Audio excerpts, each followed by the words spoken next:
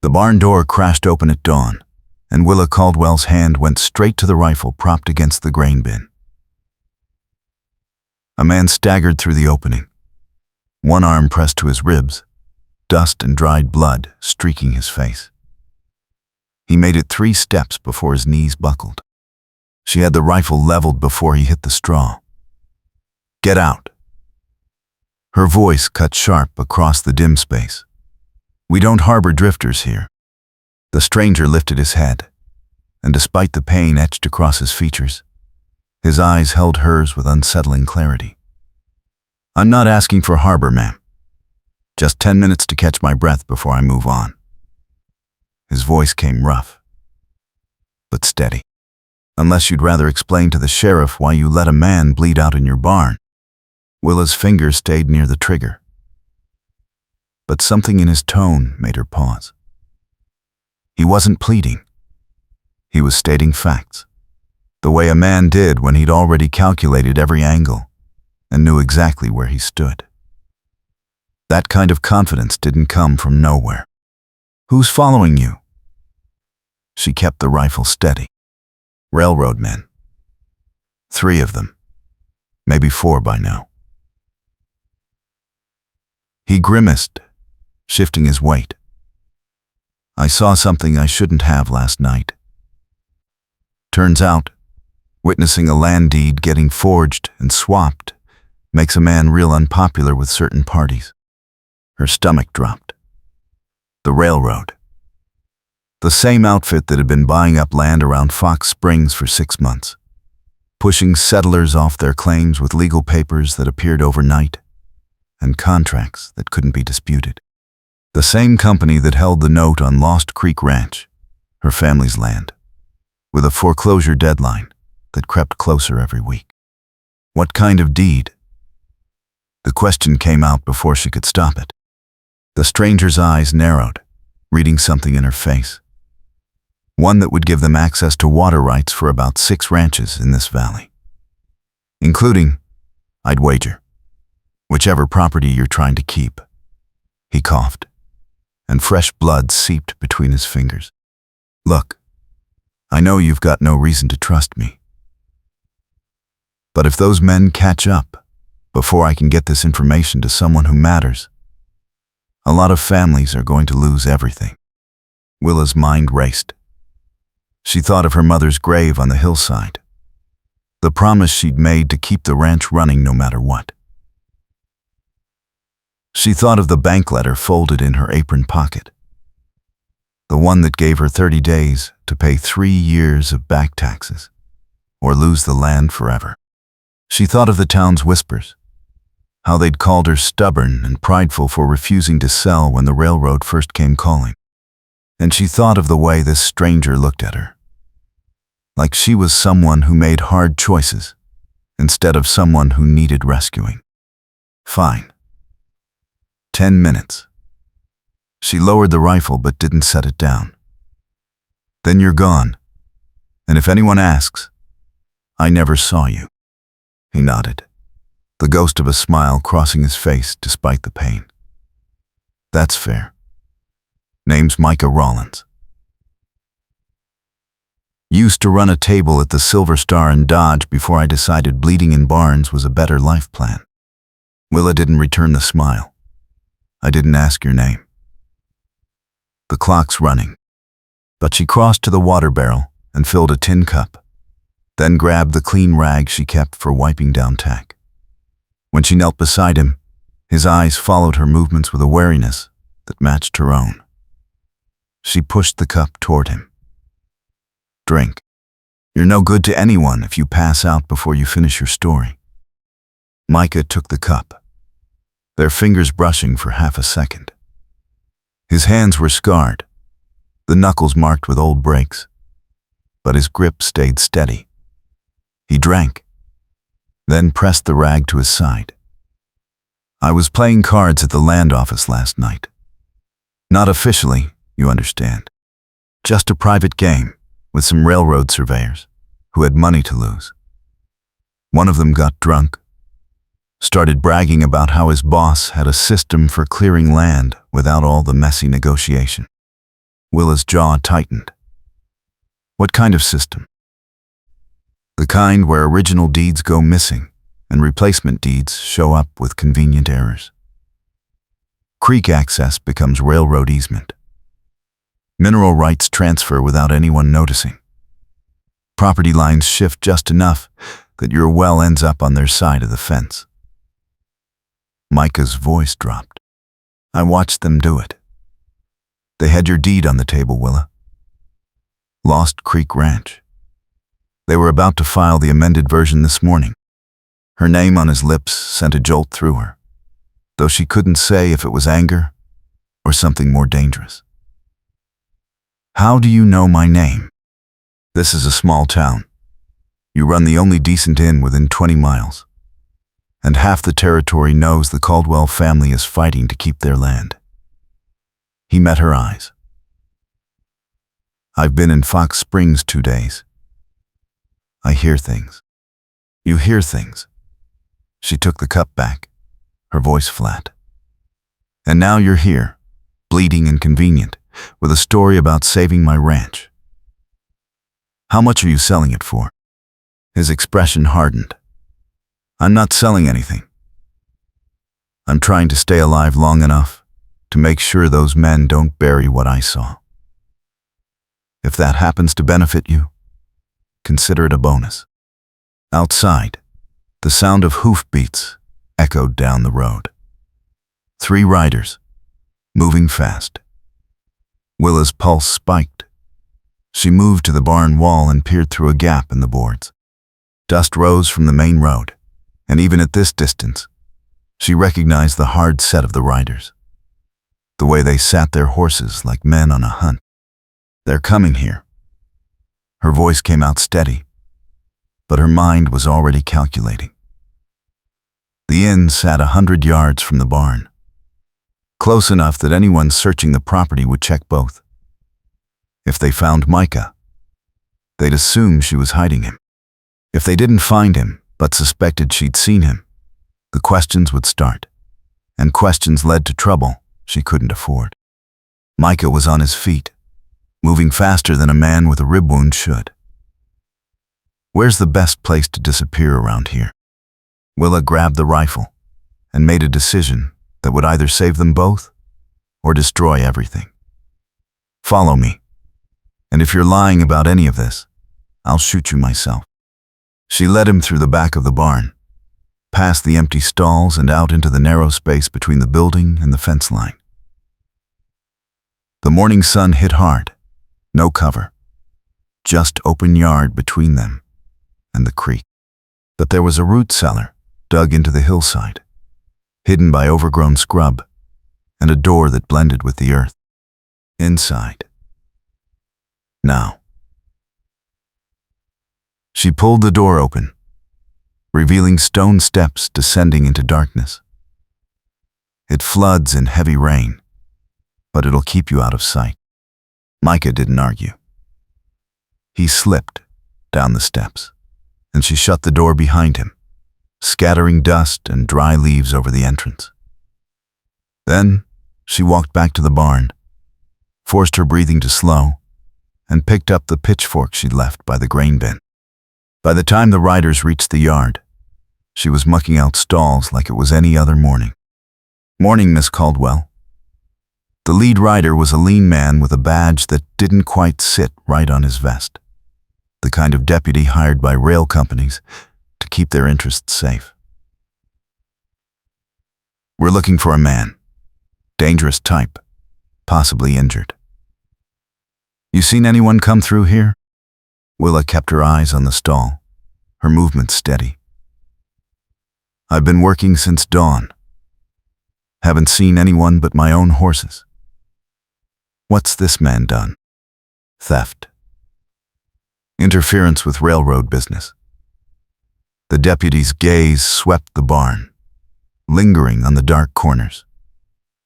We have reason to believe he's hiding on one of the properties along this road. She straightened, meeting his eyes with the same direct calm she'd given Micah. If he shows up, I'll send word to town. But as you can see, there's nothing here but work that won't wait. The deputy held her gaze a moment longer, then nodded. Appreciate your cooperation, ma'am. We'll be checking the other buildings. You don't mind if we take a look around the inn? Her heart kicked hard, but she kept her voice even. Go ahead. Guests are still sleeping, so I'd appreciate it if you kept the noise down. Bad for business when paying customers get woken by armed men at dawn. One of the other riders, a younger man with a cruel mouth, leaned forward in his saddle. Your business won't matter much if the bank takes this place, will it? The threat hung in the air, clear as a slap. Willa's hand tightened on the pitchfork, but she forced a thin smile. The bank and I have an understanding. Now, if you'll excuse me, I have chores to finish. She turned her back on them, a calculated insult, and resumed mucking the stall. It took everything she had not to glance toward the root cellar, not to let her body betray the truth. She heard them dismount, heard their boots on the inn's porch, heard doors opening and closing as they searched. 20 minutes dragged past. Then the riders emerged, empty-handed and frustrated. The deputy called out a curt thanks, and they rode off, dust trailing behind them. Willa waited until they disappeared over the ridge before she dropped the pitchfork and ran to the root cellar. She yanked the door open. Micah was sitting on the bottom step, his face pale but his eyes alert. They're gone. For now. She descended halfway, the cool earth smell rising around them. But they'll be back. You can't stay here. I know. He stood, wincing. I need to get to the county seat. There's a marshal there who's not on the railroad payroll. If I can get this information to him before they silence me, we might have a chance. Willa caught the word and hated how much she wanted to believe it. You don't owe me anything. You said it yourself. You're just trying to stay alive. Micah climbed the steps until they were eye level, close enough that she could see the flecks of gold in his brown eyes, close enough to notice the scar above his left eyebrow. Maybe. But I saw your deed. I know what they're planning to take from you. And I'm guessing you've been fighting this alone for a long time. The words hit harder than she expected. She had been alone. Ever since her father died in the war, and her mother followed 2 winters later, it had been Willa against the creditors, the weather, the slow erosion of everything her family had built. The townspeople whispered that she was too proud, too stubborn, too unwilling to accept help.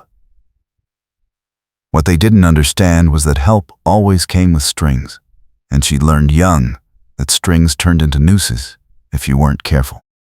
I don't need a partner. She kept her voice firm.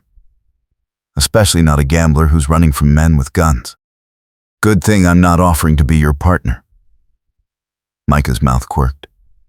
I'm offering information.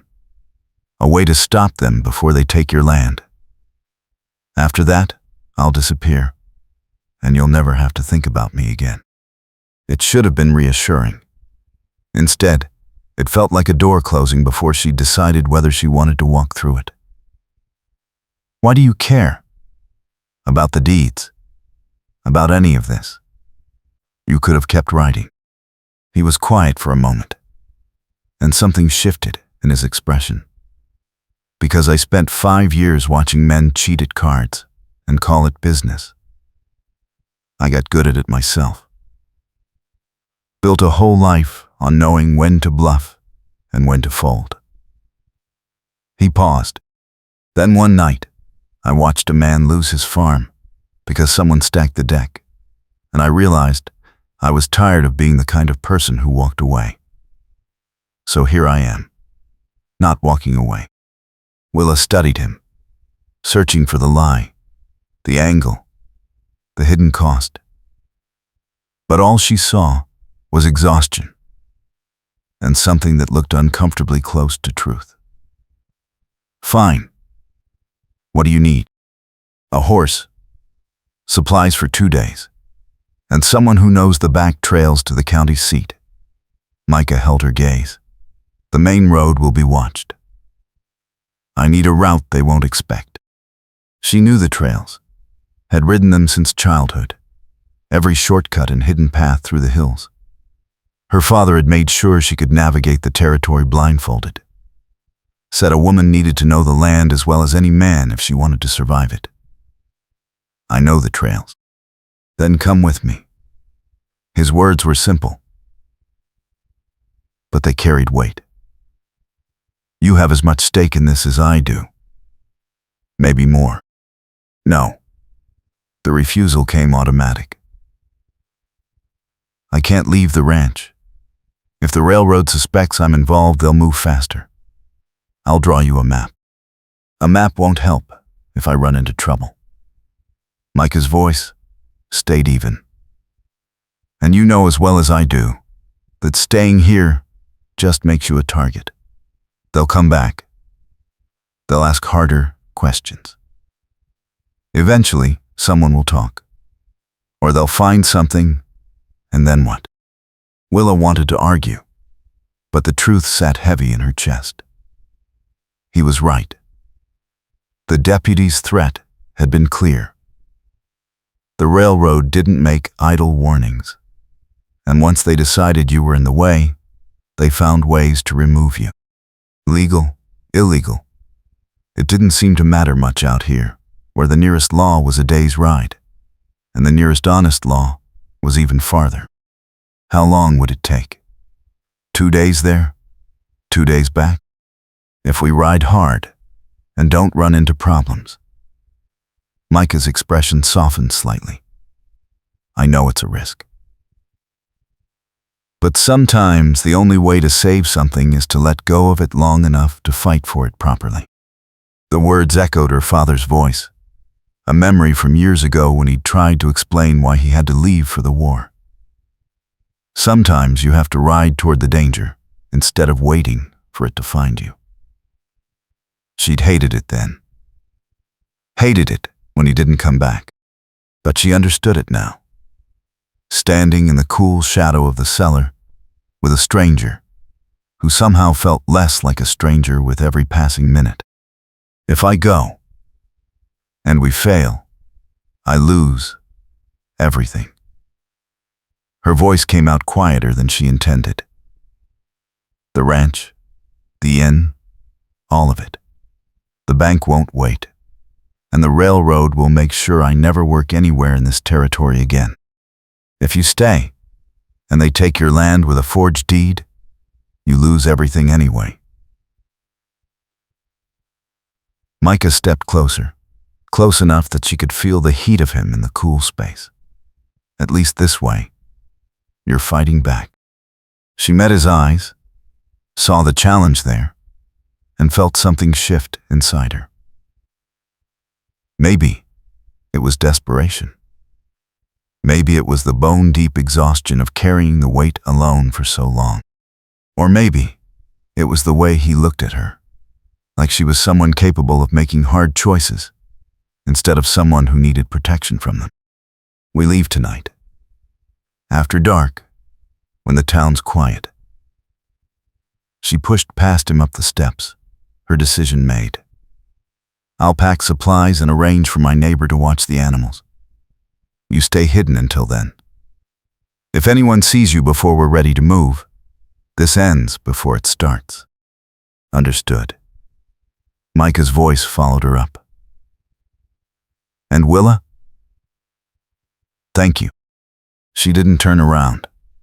Don't thank me yet. We're not there, and we're not back. Save your gratitude for when we both survive this. But as she walked back to the inn, her mind was already racing through logistics. Supplies, routes, timing. The neighbor, Mrs. Chen, was trustworthy and owed Willa a favor from last winter when she'd helped deliver a calf during a blizzard.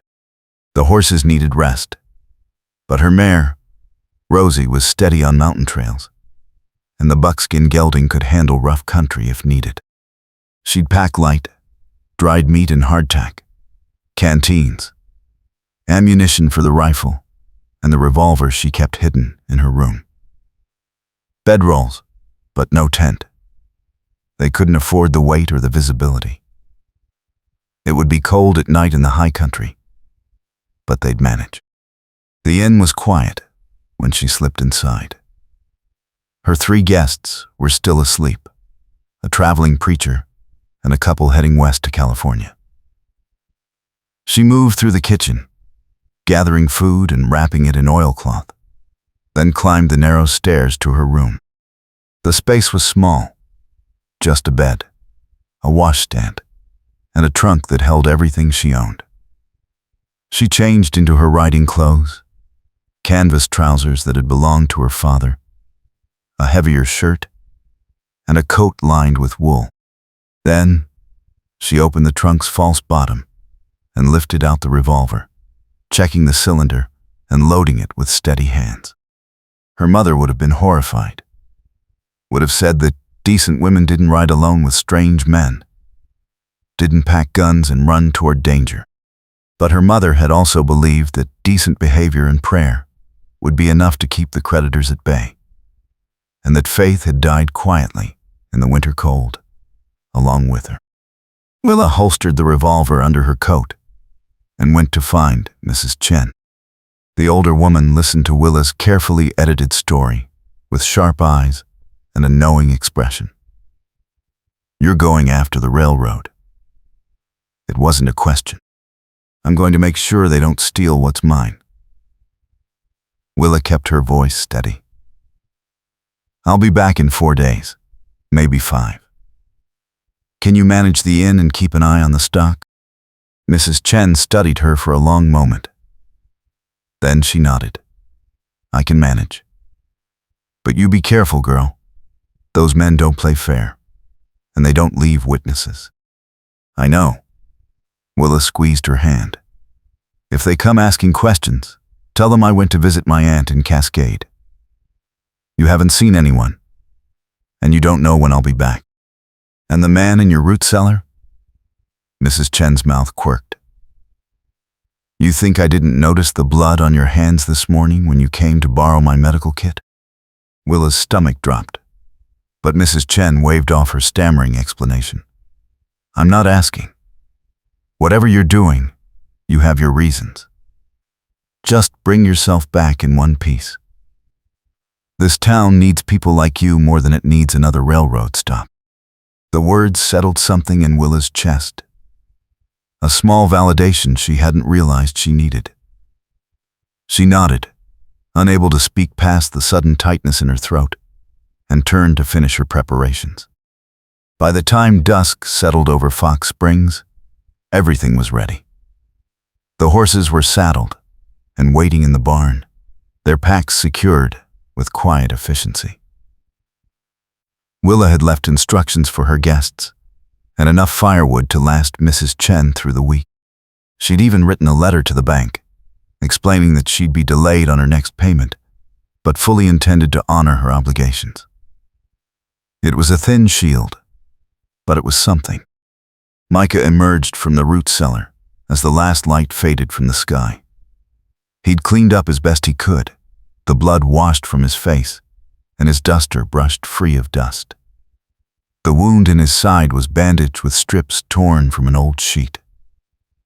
And though he moved carefully, he moved with purpose. "Ready?"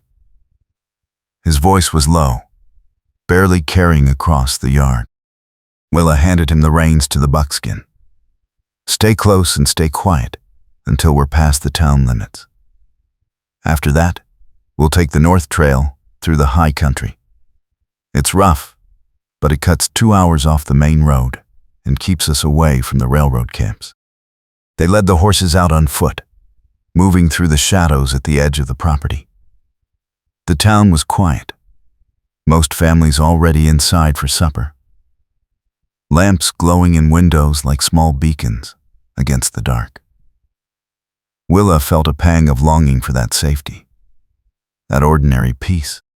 But she'd given up ordinary the day she decided to fight instead of fold. They mounted once they cleared the last buildings, and Willa urged Rosie into a steady trot. The trail rose quickly, climbing into the hills where pine and scrub oak grew thick. The moon was a thin crescent, barely enough light to see by. But Willa knew every turn, every washout, and loose stone. Micah kept pace behind her, his silence comfortable rather than awkward. They rode for 2 hours before Willa finally slowed, guiding them off the trail into a small clearing sheltered by rock outcroppings. "We'll rest the horses here for 20 minutes. She dismounted, her legs stiff from the ride. "There's water ahead, but we need to save time where we can." Micah swung down, grimacing as the movement pulled at his injury. "Understood." He moved to check the buckskin's hooves, his hands competent and sure. This is good country. Easy to defend if someone comes looking. Willa hadn't thought of it that way, but he was right. The clearing had sight lines in 3 directions, and only one easy approach. She studied him in the dim moonlight, this man who read terrain like a scout and moved like someone used to trouble. "What did you do before you were a gambler?" He glanced up, surprise flickering across his face. "Does it matter? You're asking me to trust you with my life and my land." She crossed her arms. "So yes, it matters." "Fair enough." He straightened, his expression turning distant. "I was a soldier. Union cavalry, mostly riding dispatch and reconnaissance. Learned to read land, read men, and stay alive when both were trying to kill me. After the war, I didn't know what to do with myself. Gambling seemed easier than farming, and more profitable than drifting. The war." Willa's chest tightened. Her father had died at Shiloh, cut down on the first day of fighting. She'd been 12, still young enough to believe that brave men came home and cowards were the ones who fell. It had taken years to understand that bravery had nothing to do with survival, that sometimes good men died for no reason at all, except bad luck and worse strategy. "You have family?" The question came out before she could stop it. "Had a brother. Lost him at Antietam." Micah's voice stayed even, but his jaw tightened. "Parents passed before the war. It's just me now." "Same." Willa's throat felt thick. "My father died at Shiloh. My mother held on until 2 years ago, but the ranch and the debt were too much for her. She just gave up one day. I'm sorry." Micah's words were simple, but they carried weight. Losing someone slow is harder than losing them fast. You have time to hope, and hope just makes it worse when they're gone. She nodded, unable to speak past the sudden burn in her eyes. They stood in the clearing, 2 people shaped by loss and war, and for the first time since her mother's death, Willa didn't feel quite so alone. "We should move." She turned back to Rosie, checking the saddle straps with hands that trembled slightly. "The county seat is still a hard day's ride, and I want to be there before the railroad figures out where we went." They rode through the night, climbing higher into the mountains where the air turned sharp and cold. The trail narrowed in places, forcing them to go single file along cliff edges, where one wrong step would send horse and rider tumbling into darkness. But Willa's hands stayed steady on the reins, and Micah followed without complaint. By dawn, they'd covered 20 miles and reached a high meadow where a cold stream ran through stands of aspen. Willa called a halt, and they dismounted to let the horses drink and graze. "We'll rest here for a few hours." She pulled out the wrapped food, offering him jerky and hardtack. Then we pushed through to Miller's Ridge. From there, it's 6 more hours to the county seat. Micah accepted the food, his movements slow. The wound's bothering you. Willa kept her voice neutral. Let me check the bandage. He hesitated, then nodded and shrugged out of his duster and vest. The bandage was soaked through, fresh blood staining the fabric. Willa unwrapped it carefully, revealing a deep gash along his ribs. It needed stitches, but they didn't have time or supplies for that. Hold still. She poured water from the canteen over the wound, cleaning it as best she could, then wrapped it with fresh strips torn from her spare shirt. It's not good, but it'll hold if you don't push too hard. Micah's breath hissed between his teeth, but he didn't pull away.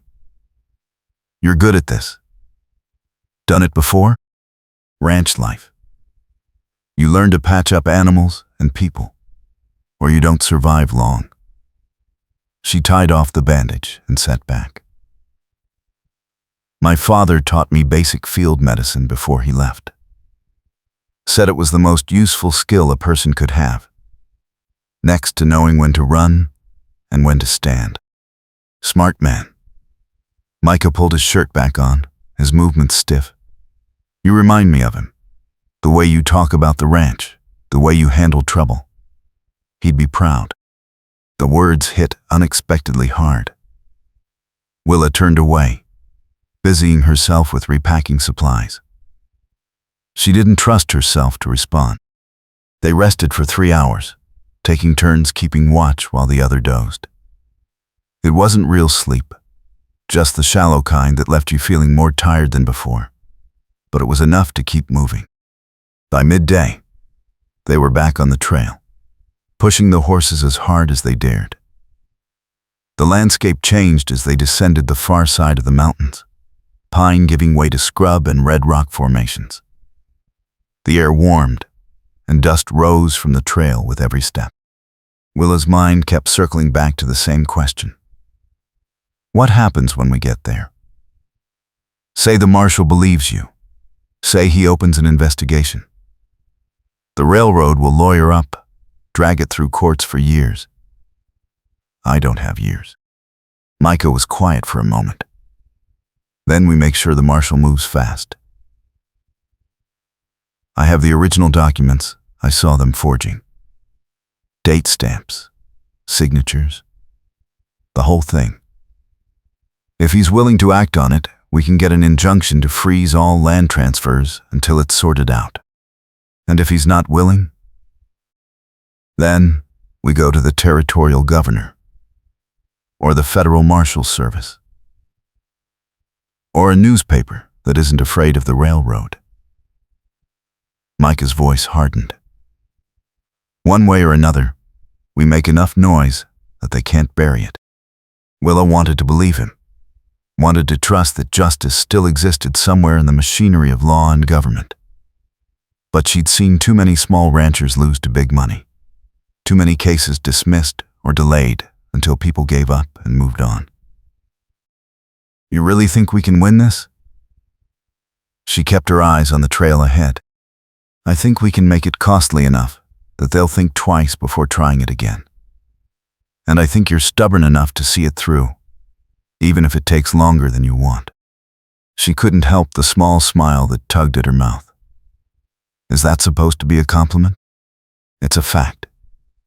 Micah urged his horse alongside hers, close enough that their stirrups nearly touched. You're one of the most determined people I've ever met. It's terrifying and impressive in equal measure. The words settled warm in her chest, dangerous and thrilling. She'd spent so long being seen as difficult, stubborn, unwilling to compromise. To have someone call it determination, to have someone see it as strength rather than flaw, felt like a gift she didn't know how to accept. They rode side by side for the next hour, the silence between them shifting into something companionable. Willa found herself noticing small things. The way Micah sat his horse with easy confidence. The scar above his eyebrow that suggested old violence. The way his eyes constantly scanned the landscape. Always alert, always calculating. He caught her looking and raised an eyebrow. Something on your mind? Just trying to figure you out. She kept her voice light. You're not what I expected when you collapsed in my barn. What did you expect? A liar. A con man. Someone who'd disappear the first chance he got. Willa met his eyes. Someone who'd take what he needed and leave me holding the consequences. And now? Now I think you're either the most honest man I've ever met or the best liar. She paused. I haven't decided which. Micah's mouth quirked. Fair enough. For what it's worth, I haven't decided about you either. What's there to decide? Whether you're brave or reckless. Whether you're fighting for the ranch because you love it, or because you're too stubborn to let them win. He tilted his head. Whether you'd actually shoot me if this goes wrong, or if you were bluffing back in the barn. Willa's hand drifted to the revolver under her coat. I don't bluff. Good to know. His eyes crinkled with amusement. Remind me not to play cards with you. The moment broke when Rosie's ears pricked forward, her head lifting in alert. Willa tensed, scanning the trail ahead. A moment later, she heard it. Hoofbeats, coming fast from the direction they were heading, off the trail. Now. She urged Rosie into the scrub, Micah following close behind. They dismounted and pulled the horses deeper into cover, crouching low as the riders approached. 3 men appeared around the bend, moving at a hard gallop.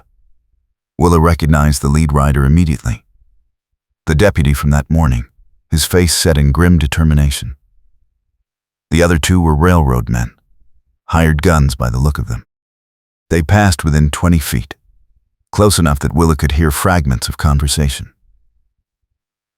Lost them in the hills. We'll check Miller's Ridge, see if anyone's seen them. Her stomach sank. They were ahead of schedule, already checking the towns along the route. If they reached Miller's Ridge first and started asking questions, the whole plan would collapse. Once the riders were out of sight, Willa turned to Micah. We can't go through Miller's Ridge now. They'll be watching for us. Is there another route? Not a good one.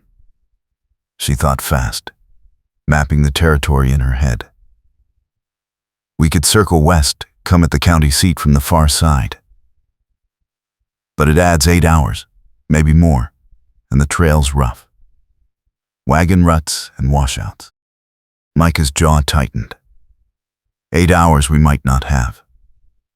If they're already ahead of us, they'll have time to set up. Cover the approaches, bribe the right people. Then we ride straight through and hope we're faster. Willa's voice came out harder than she intended. We came this far. I'm not turning back now. I wasn't suggesting we turn back. Micah met her eyes. I'm suggesting we split up. You circle west, I go straight through Miller's Ridge. If they catch me, you still get to the marshal. If they don't, we both get there and double our chances. No. The refusal came immediate and fierce. We stay together. Willa, be reasonable. If we both get caught, this is over. Your ranch is gone, and those men get away with it. His voice turned urgent. This way, at least one of us makes it. She wanted to argue, wanted to tell him that splitting up was the fastest way to get them both killed. But the logic was sound, and she hated that. Hated that he was right. Hated even more that the idea of him riding into danger alone made her chest tight with something she didn't want to name. If you get caught, I'm not coming back for you." She forced the words out cold and flat.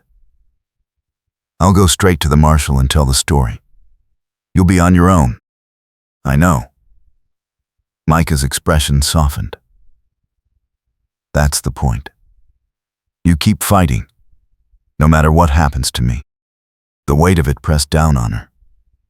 This man she'd known less than a day, who'd crashed into her life, bleeding and desperate, was willing to draw fire so she could escape. It was brave and reckless, and entirely too much like something her father would have done.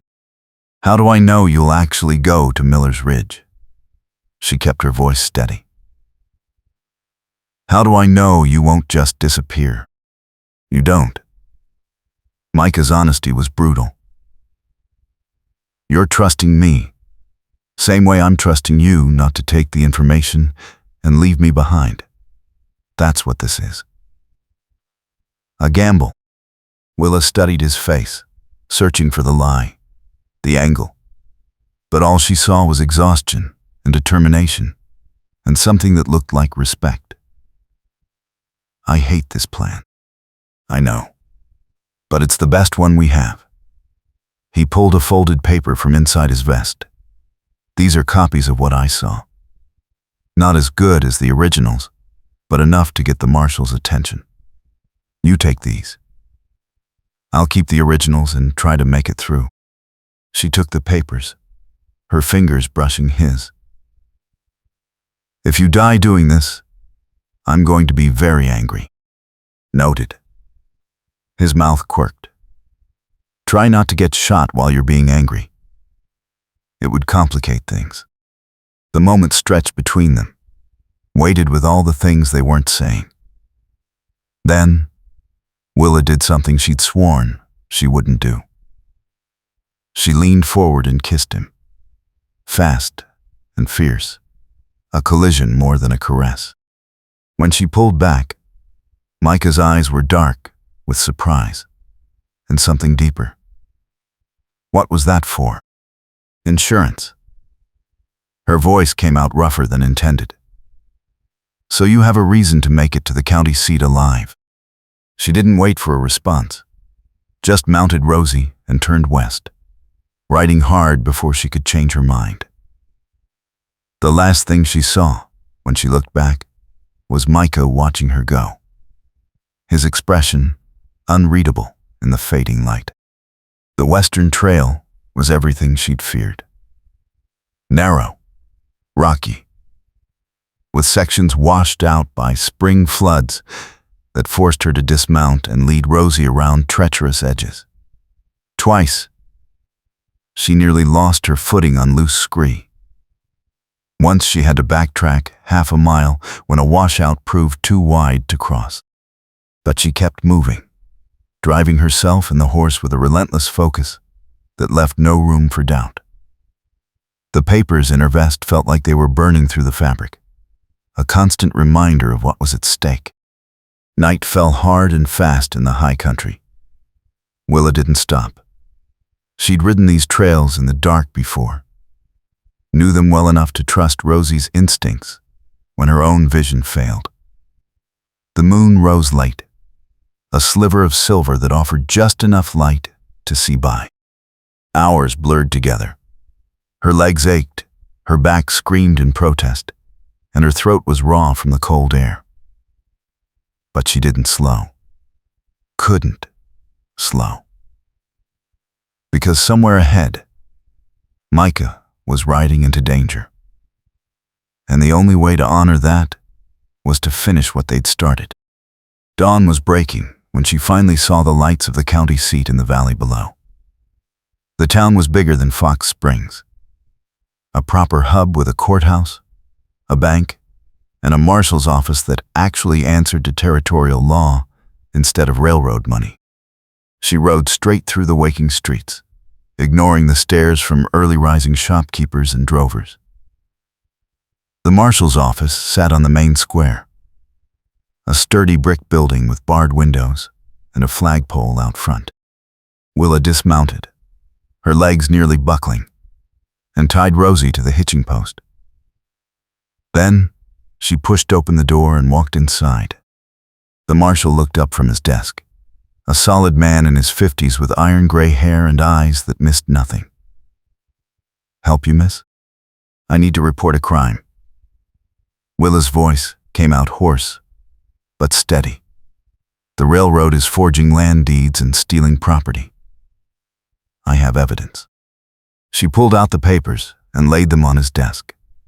The marshal picked them up, his expression shifting from skepticism to sharp attention as he read. "Where did you get these?" "A man named Micah Rawlins witnessed the forgery. He's trying to make it here with the original documents, but the railroad has men hunting him." She met the marshal's eyes. "They're going to kill him if someone doesn't stop them."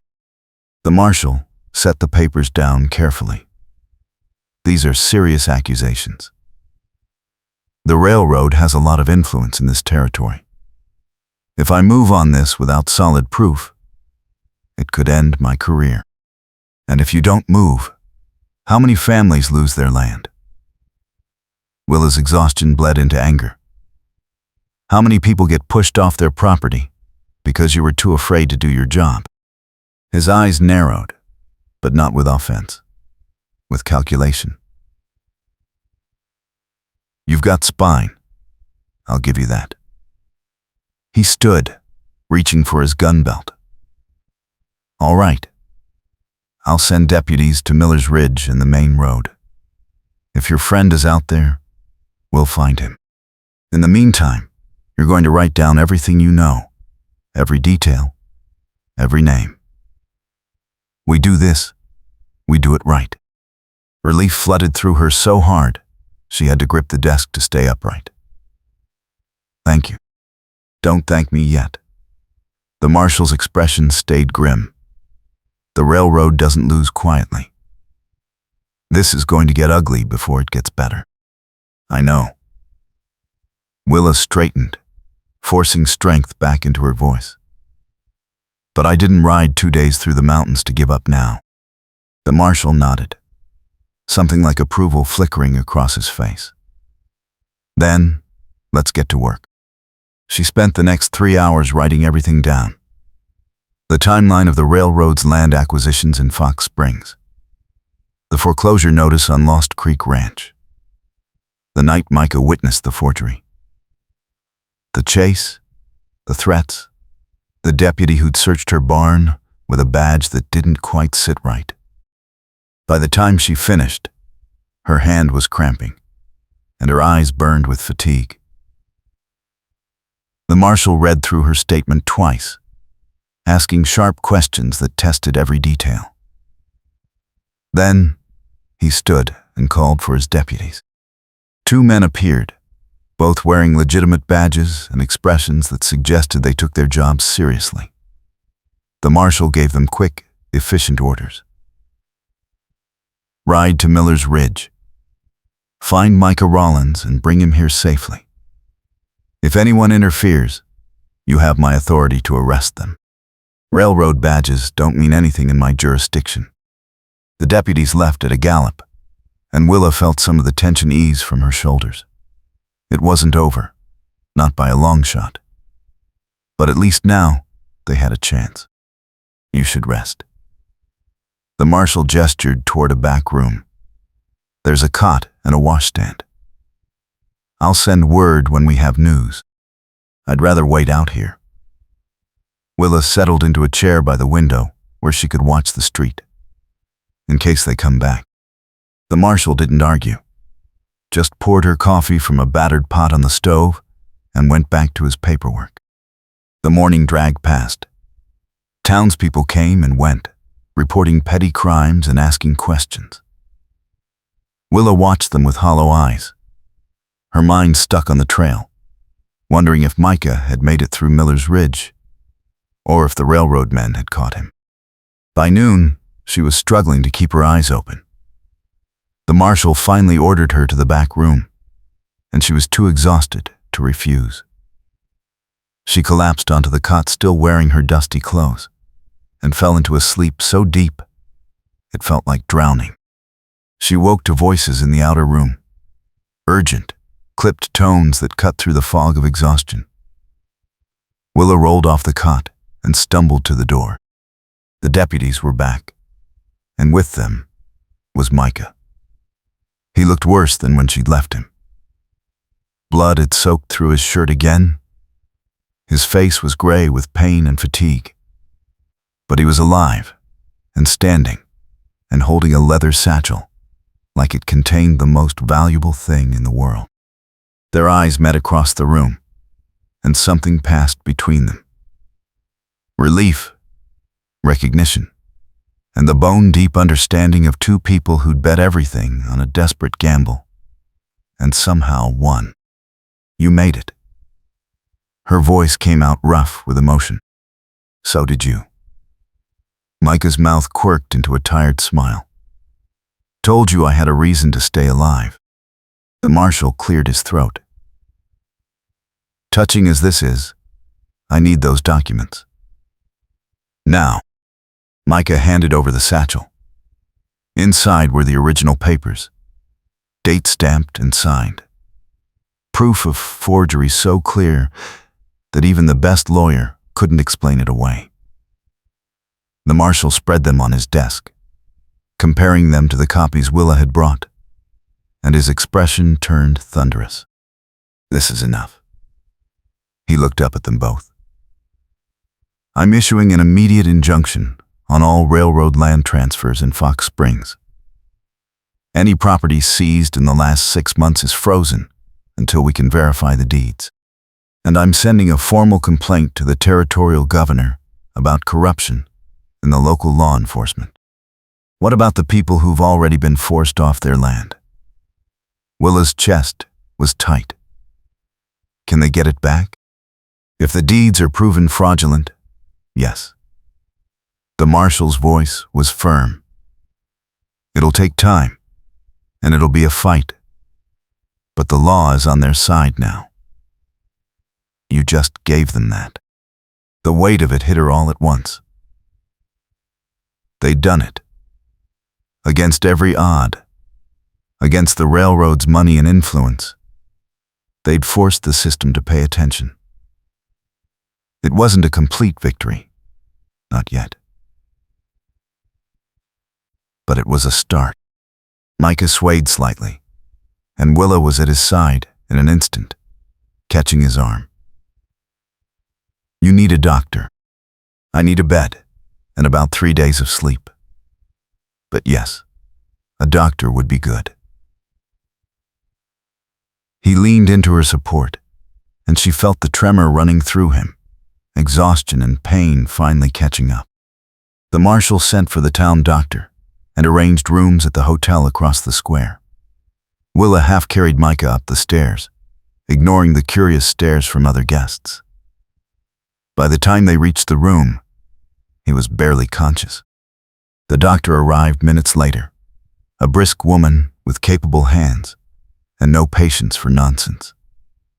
She shooed Willa out while she worked, and Willa paced the hallway for an hour before the door finally opened. "He'll live." The doctor wiped her hands on a clean cloth. "The wound was infected, but I've cleaned it out and stitched it properly. He needs rest, food, and no excitement for at least a week. Can you manage that?" "Yes." The word came out fierce. "I can manage that." "Good." The doctor's expression softened slightly. "He's lucky to have you. Most men don't survive what he's been through." When the doctor left, Willa slipped back into the room. Micah was asleep, his breathing steady, the worst of the gray pallor fading from his face. She pulled a chair close to the bed and sat down, suddenly unable to move any farther. They'd made it. Both of them.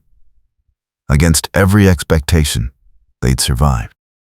She must have dozed, because the next thing she knew, the light had changed, and Micah's eyes were open, watching her with quiet intensity. "You stayed." His voice was rough, but clear. "Where else would I go?" She tried for lightness, but it came out too honest. You saved my ranch. The least I can do is make sure you don't die in a hotel room. Is that the only reason? Micah's gaze held hers, and there was something in his expression that made her heart kick hard against her ribs. No. The truth came out before she could stop it. It's not the only reason. He reached for her hand, his fingers closing around hers with surprising strength. Good. Because I'm not planning on disappearing now.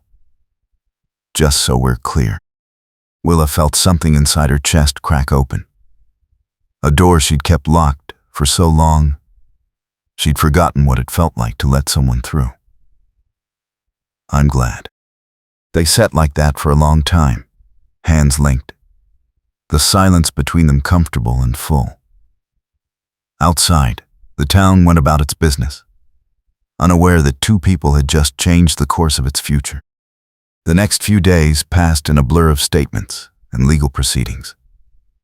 The marshal moved fast, freezing railroad assets and calling in a federal investigator. The railroad fought back with lawyers and political pressure, but the evidence was too solid to dismiss. Willa watched it unfold from the hotel, staying close while Micah recovered. They talked, long conversations that ranged from childhood memories to plans for the future. She learned that he'd wanted to be a teacher before the war, that he loved horses but was terrified of snakes, that he'd never been in love before because he'd never met anyone who made him want to stay in one place. And she told him things she'd never told anyone, about her fear that she wasn't strong enough to save the ranch, about the loneliness of fighting alone, about the guilt she carried for not being able to save her mother from the despair that had taken her as surely as any illness. By the fourth day, Micah was strong enough to walk. They left the hotel and went to the telegraph office, where Willa sent a message to Mrs. Chen. Deed is safe. Coming home soon. Tell the bank they can wait. The reply came back an hour later. Thank God. Town is buzzing. Railroad men left yesterday. Everyone wants to know what you did. Willa showed the message to Micah, and he grinned. Looks like you're a hero. We're heroes. She corrected him firmly. I couldn't have done this without you. His expression turned serious. And I wouldn't have tried if you hadn't been stubborn enough to risk everything. So I guess we make a good team. The word hung between them, weighted with possibility. Team. Partners. Something more than allies of convenience. What happens now? Willa asked quietly. You said you'd disappear when this was over. I did say that. Micah stepped closer, close enough that she could feel the warmth of him. But that was before I knew what I'd be walking away from. He paused. Fox Springs needs a decent land agent, someone who knows the law and isn't afraid to stand up to the railroad. I'm thinking I might stick around. If you'll have me. Her heart stuttered. In what capacity? Whatever capacity you want. His voice dropped. Friend. Partner. Something more. I'm open to negotiation. Willa felt a smile tugging at her mouth despite everything. You're really offering to stay in a nowhere town and fight land disputes for a living? I'm offering to stay with you. The town just comes with the deal. Micah's hand came up to cup her cheek, his thumb brushing along her jaw. I spent 5 years running from everything that mattered. I'm done running. The words settled into her chest, warm and solid and terrifying. She'd fought so hard to keep her heart locked away, to stay safe behind walls of stubbornness and self-reliance. But Micah had slipped through every defense without even trying, just by being honest and staying when it mattered. I don't know how to do this. The confession came out raw. I don't know how to trust someone and keep fighting at the same time. Then we'll figure it out together." Micah's smile was soft, understanding. No expectations, no pressure. Just two people trying to build something worth keeping. And he kissed her, slow and careful, like she was something precious. Willa melted into it, her hands fisting in his shirt, pulling him closer. It wasn't like the desperate kiss on the trail. This was different. A promise instead of goodbye. A beginning instead of an ending. When they finally broke apart, she rested her forehead against his. "If you break my heart, I really will shoot you," noted. His voice was warm with laughter. "I'll try to avoid giving you a reason." They left for Fox Springs the next morning, riding side by side down the mountain trails. The journey back felt different. Lighter. The weight of fear and desperation had lifted, replaced by something that felt dangerously close to hope. By the time they reached town 3 days later, word had spread. The marshal's injunction was public knowledge, and the families who'd been forced off their land were already filing claims to get it back. The railroad had pulled most of its men out of Fox Springs, and the ones who remained kept their heads down and their threats to themselves. Mrs. Chen met them at the inn, her face splitting into a rare smile. "You did it. I didn't think it was possible, but you actually did it. We had help." Willa dismounted, her legs aching from the long ride. "How are the guests?" "Managed fine." Mrs. Chen's eyes slid to Micah with open curiosity. "And who's this?" "This is Micah Rawlins. He's the reason we still have the ranch." Willa hesitated, then added, "He's staying in Fox Springs, setting up a land office to make sure this doesn't happen again." Mrs. Chen's smile widened. "Is he now?" "Well, good. This town could use someone with spine who knows how to read a contract." The first week back was chaos. Families came to the inn asking questions, wanting to know how to file their claims and whether the injunction would hold. Micah set up a makeshift office in Willa's front parlor and spent hours going over documents, explaining legal processes, and writing letters to the territorial government. Willa watched him work and felt something settle in her chest. He wasn't just staying for her. He genuinely cared about the people here, about making sure they got justice. At night, they'd sit on the inn's porch and watch the sun set over the hills. Sometimes they talked. Sometimes they just sat in comfortable silence, shoulders touching, content to exist in each other's presence. 2 weeks after they returned, the bank sent a representative to discuss the foreclosure. Willa met him in the inn's dining room, Mike at her side. The representative was a thin man with nervous hands and a voice that kept cracking. "Miss Caldwell, in light of recent events and the injunction on railroad land transfers, the bank has decided to restructure your loan. We're extending your payment deadline by 6 months and reducing the interest rate." Willa kept her expression neutral. "That's generous. What's the catch?" "No catch." The man's eyes darted to Micah. "We just want to maintain good relations with our customers, especially ones who have the territorial marshal's attention." Translation: they're afraid we'll expose more of their shady dealings. Micah's voice was mild, but his eyes were sharp. Smart move on their part.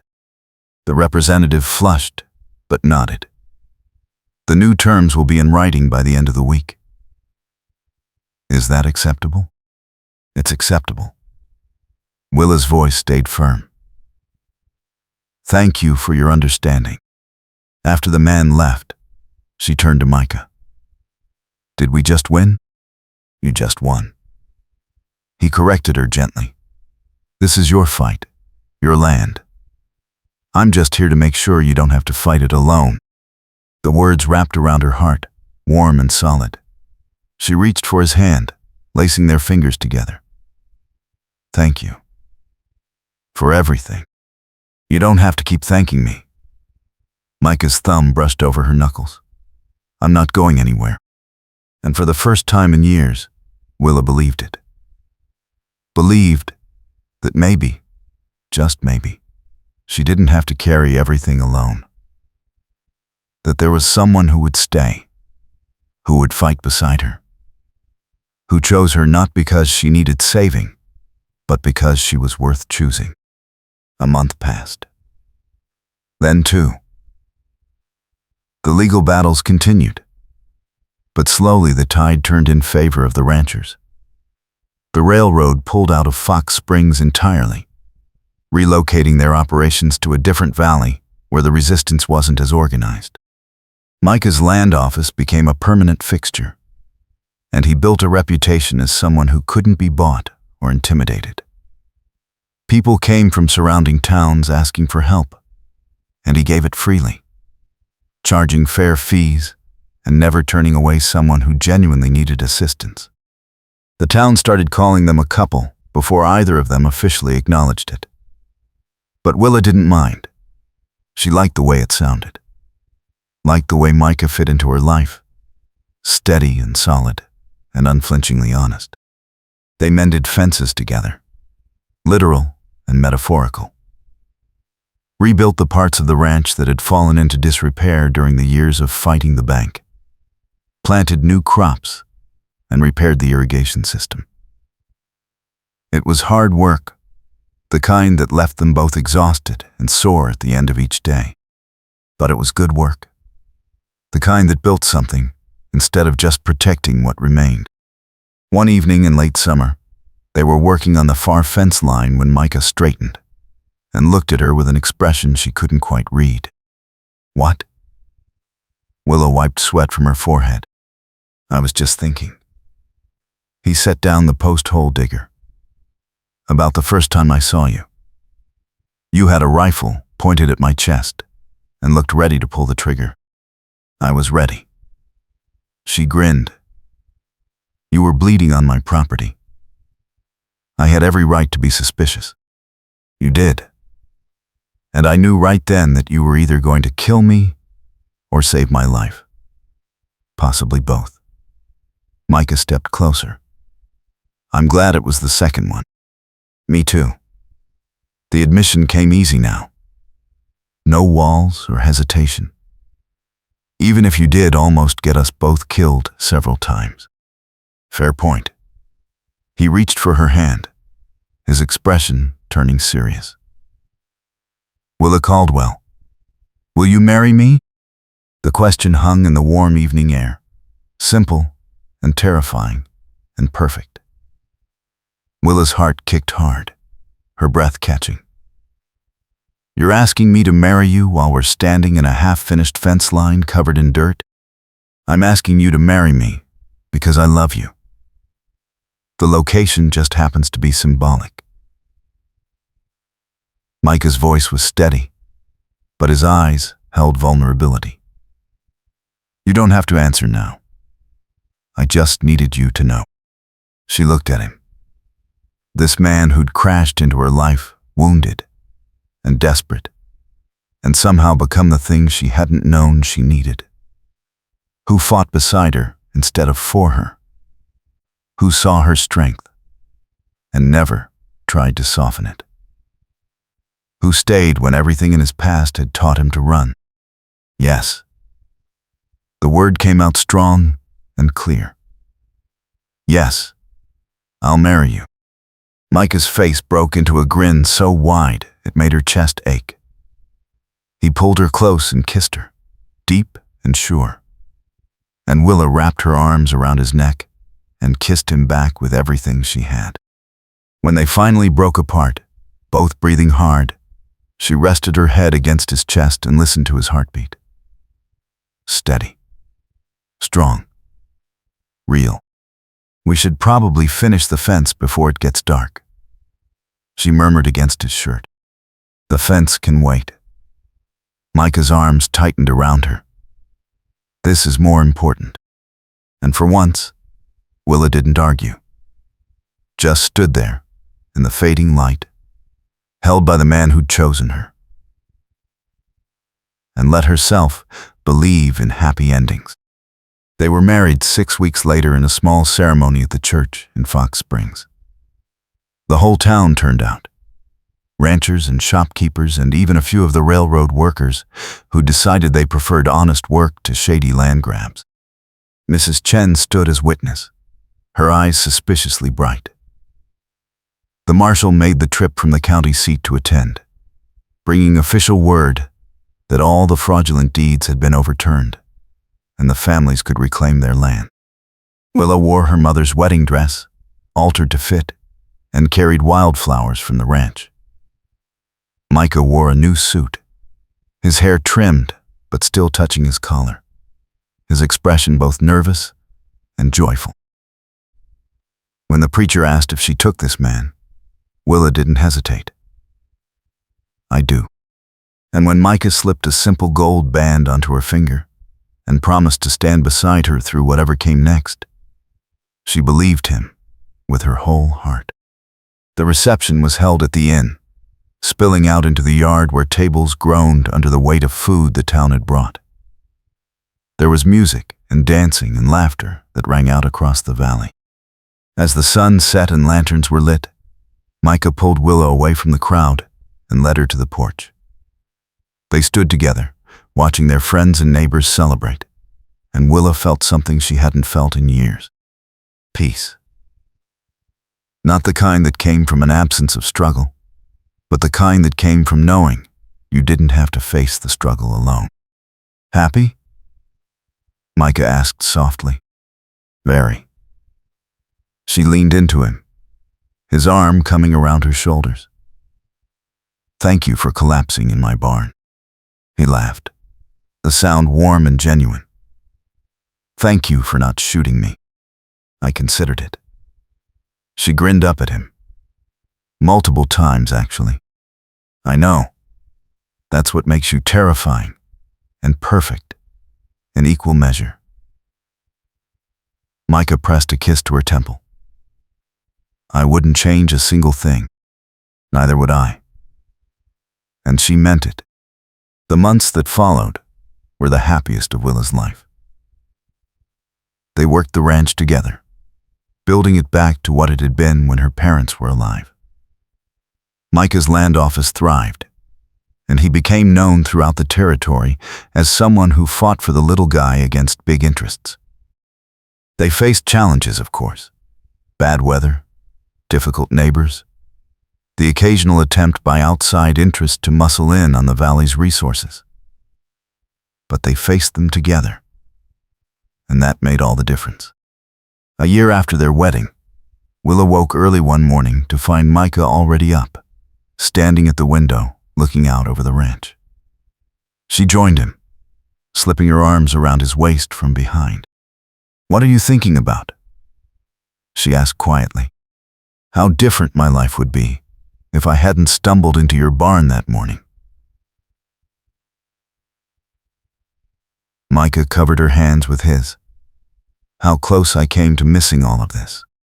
But you didn't. Willa rested her cheek against his back. You're here. We both are. He turned in her arms, his expression tender.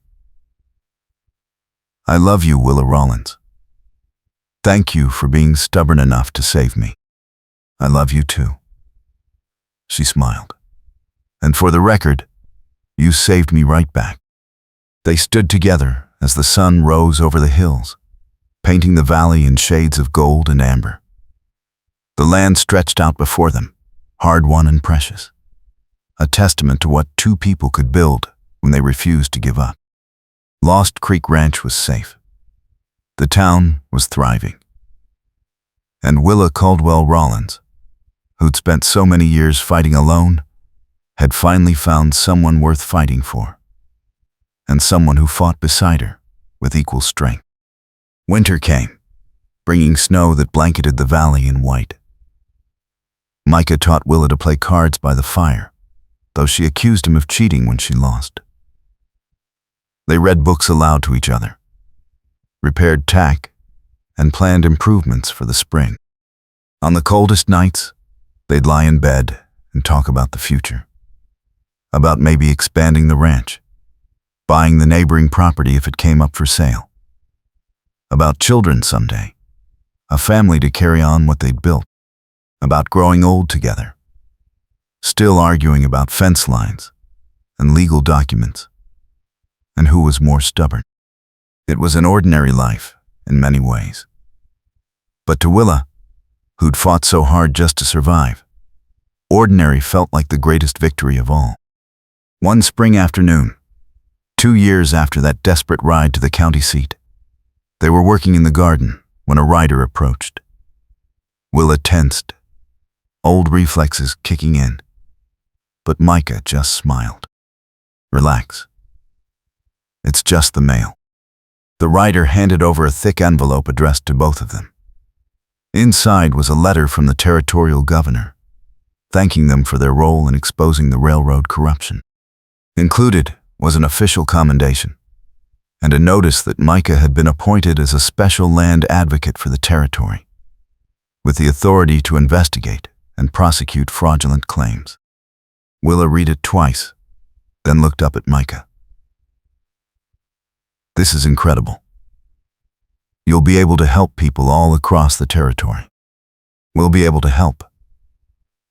Micah corrected her gently. I learned everything I know about fighting for land from you. This is as much yours as it is mine. She felt her eyes sting with unexpected tears. My father would have been proud of both of us. I think he would. Micah pulled her close. And I think your mother would be happy knowing you're not alone anymore. They stood together in the garden, surrounded by the land they'd saved and the life they'd built. And Willa felt her heart overflow with gratitude. Not for an easy life, but for a true one. Not for safety, but for partnership. Not for rescue, but for the chance to stand beside someone who saw her clearly and chose her anyway. The deed that had been stolen was returned. The ranch was theirs, free and clear, the banknote paid off with money saved from Micah's work and Willa's careful management. They framed the original deed and hung it in the inn's front hall, a reminder of what they'd fought for and won. Life settled into a rhythm. Seasons passed. The town grew. More families moved in, drawn by the reputation of Fox Springs as a place where the law actually protected ordinary people instead of powerful interests. And through it all, Willa and Micah remained what they'd been from the beginning. Partners. Friends. Lovers. Two people who'd found each other in the midst of danger and chosen to build something lasting from the ashes of their separate struggles. Years later, when people asked Willa how she'd saved the ranch, she always told them the truth. I didn't save it alone. A wounded stranger collapsed in my barn, and everything changed. And Micah, when asked the same question, would smile and say, I was running from the wrong things until I met someone worth staying for. Some stories end with grand gestures and dramatic declarations. This one ended with two people mending a fence at sunset, hands calloused from honest work, hearts full of hard-won peace. Lost Creek Ranch stood solid against the horizon, a testament to stubbornness, sacrifice, and the kind of love that grew from shared battles and mutual respect. The kind that didn't need rescuing or saving. Just two people willing to stand together and fight for what mattered. In the end, That was enough. More than enough. It was everything. The town of Fox Springs thrived in the years that followed. What had been a struggling settlement caught in the railroad's grip became a model for how communities could organize and protect themselves from exploitation. Other towns sent representatives to learn how Micah's land office worked, how the legal protections were structured, how ordinary people could stand up to powerful interests without getting crushed. Willa's Inn became a gathering place, not just for travelers, but for the community itself. She expanded the building, adding more rooms and a larger dining hall where town meetings were held. She hired help as the business grew, giving jobs to young women who needed steady work and a safe place to learn skills. But she never forgot those desperate days when everything hung by a thread. Never forgot the weight of that rifle in her hands, or the moment she decided to trust a bleeding stranger instead of turning him away. On quiet evenings, she and Micah would walk the property, checking fences and watching the sunset paint the valley in shades of gold.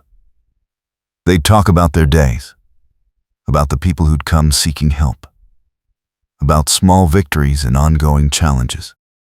And sometimes, they'd just walk in comfortable silence, hands linked, content in the knowledge that they'd built something real, something that would last long after they were gone.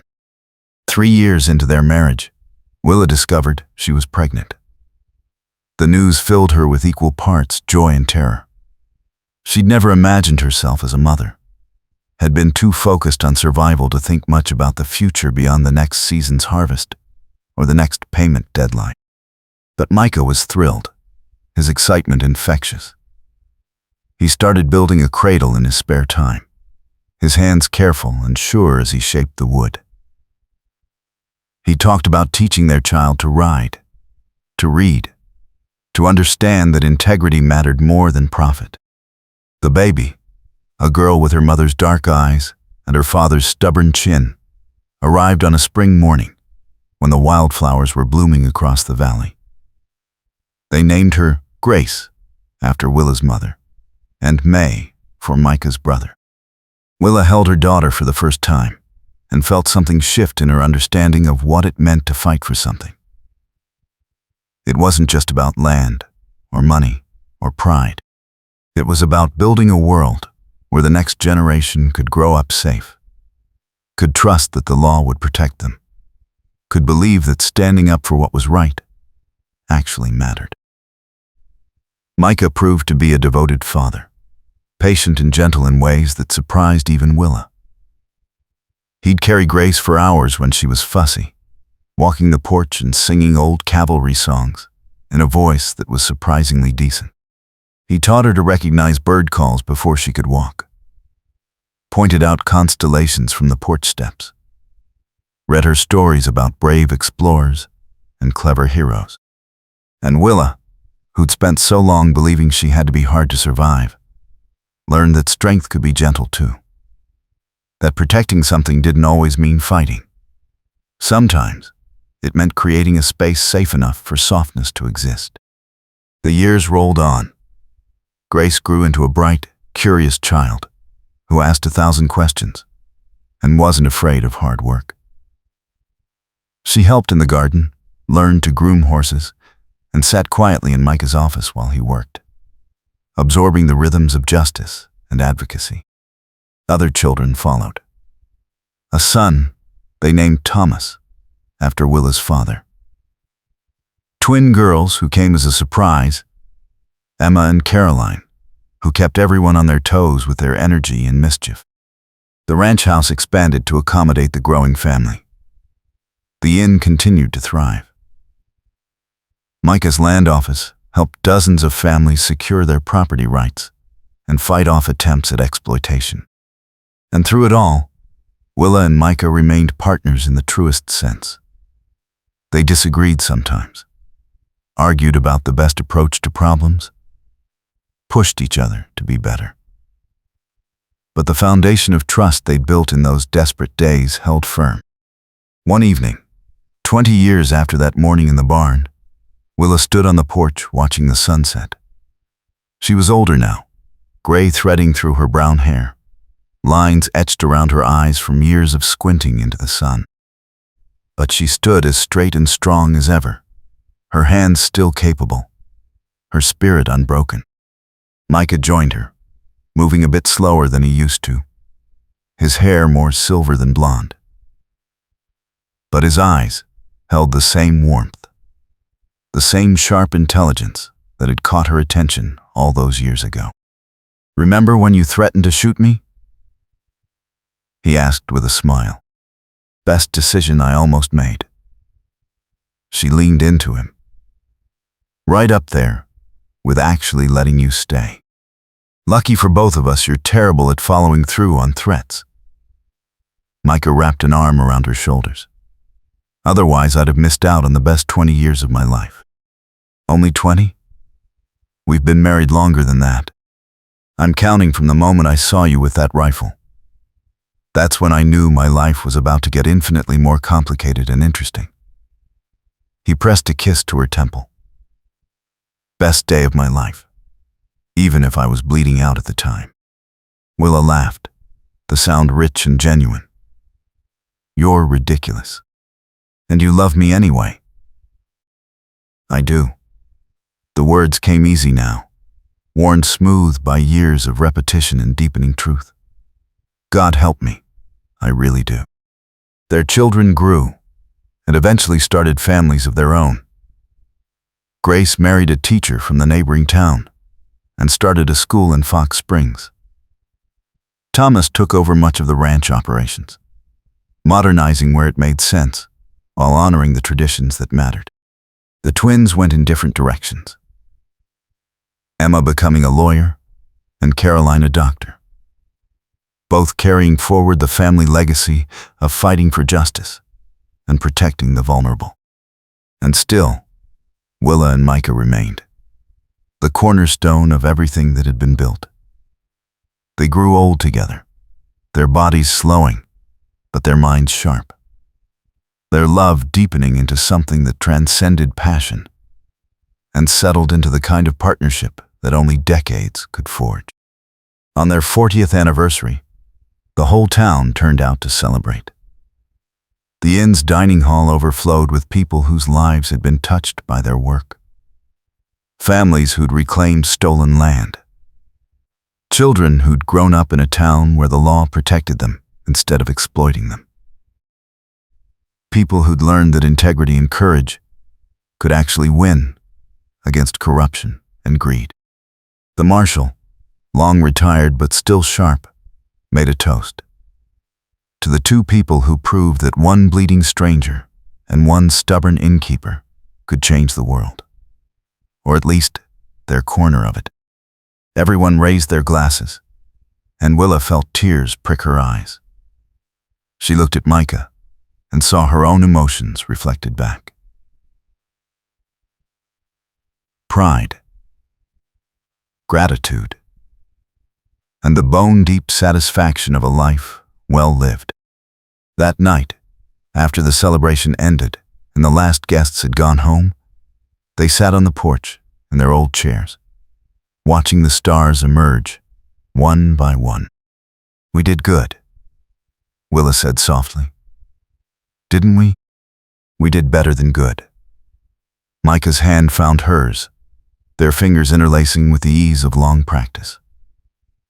"We built something that matters, something that'll outlast us. I never thought I'd have this," she admitted. "After my parents died, after the bank started closing in, I thought the best I could hope for was to hold on long enough to die on my own land. I never imagined happiness. Neither did I." Micah's voice was quiet but firm. "I thought I'd spend my life running, never staying long enough to build anything real. Then I collapsed in your barn, and you decided I was worth the risk. Best gamble you ever made." Willa smiled through her tears. "Second best." He corrected her gently. "The best was when I asked you to marry me. and you said yes. They sat in comfortable silence as the night deepened around them. Two people who'd found each other against all odds and built a life that exceeded anything either had imagined. The ranch would go on. The land would pass to their children and grandchildren, protected by the legal structures they'd fought so hard to establish. The town would continue to thrive, a testament to what ordinary people could achieve when they refused to accept injustice. But more than that, the story would endure. The story of how a wounded stranger and a determined innkeeper had faced down corruption, saved their community, and found love in the process. It would be told and retold, growing into legend, inspiring others to stand up and fight when faced with impossible odds. And at the heart of it all was a simple truth. Sometimes the most dangerous gamble is trusting someone. And sometimes that gamble pays off beyond your wildest dreams. Willa Caldwell Rawlins died peacefully in her sleep at the age of 78, surrounded by family, her hand clasped in Micah's. He followed her 6 months later, his heart simply deciding it had beat long enough and there was no point continuing without her. They were buried on the hillside overlooking the ranch, next to Willa's parents, under a shared stone that read simply, "Together we stood. Together we built. Together forever." And Lost Creek Ranch continued on, generation after generation, a living monument to two people who'd refused to give up and chosen to fight for something worth keeping. The land their children and grandchildren worked, the principles they'd taught, still guiding decisions, the love they'd built, still echoing through every fence line and field, every sunset and sunrise, every moment when someone had to choose between doing what was easy and doing what was right. The story of the deed that was stolen, the ranch that was saved, and the love that grew from impossible circumstances lived on. Not as a fairy tale, but as a reminder that courage matters. That partnership is stronger than individual struggle. That the best things in life are worth fighting for, even when the odds seem insurmountable. And that sometimes, just sometimes, a stranger collapsing in your barn can be the beginning of everything good that follows.